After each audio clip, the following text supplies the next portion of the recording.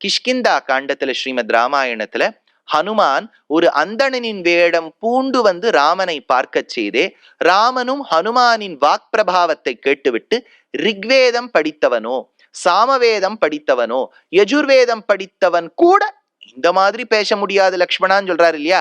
அதுக்கு என்னென்ன வரிகள் இருக்குங்கிறத வியாக்கியானத்துல இருந்து சேவிச்சுடுறேன். முதல்ல சொல்றார், ஏகைகானுவாக்கே அனுவாகாந்தராக்கியா சாங்கிய தாரணாசிய துஷ்கரத்வா திருஷ்ட யஜுர்வேத தாரண இத்தியுக்தம்.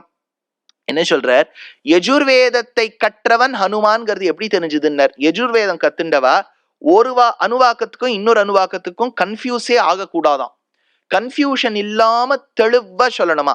அவ்வளவு தெளிவா இந்த ஹனுமான் பேசுறதுனால யஜுர்வேதம் கற்ற சாரம் இவங்கிட்ட இருக்குன்னு சொன்னாலாம். சாமவேதம் எதுக்குன்னர், ஊஹர ரகசியாதி கர்ப்பித கான விசேஷானு துர்விக்ஞேயத்வாத் சாமவேத விதுஷா.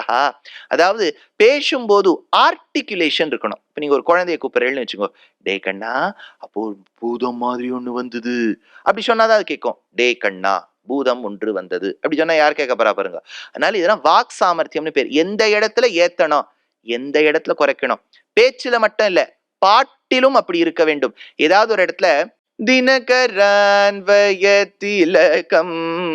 திவ்யகாதி சுத சவன வனரசித சுபாஹு முகவதம் அஹல்யா பாவனம். அஹல்யா பாம சாப விமோச்சனம் கொடுக்குறோம் அவளுக்கு. அப்ப அந்த அஹல்யா சொல்லும் போது குரல் மெல்லிஷாகணும். வதம் வதத்தை அந்த சுபாகுவோட சேர்த்துடணும். சுபாகு வதம் அஹல்யா. நமக்கு தெரிஞ்ச ராமாயணத்துல அஹல்யாவை வதம் பண்ணல, அதனால அந்த சுபாகுவோட வதத்தை சேர்த்துடணும். அப்ப அஹல்யா பாவனம் அனகமீஷ பங்கம். அந்த இடத்துல வீரரசத்தை காமிக்கணும்.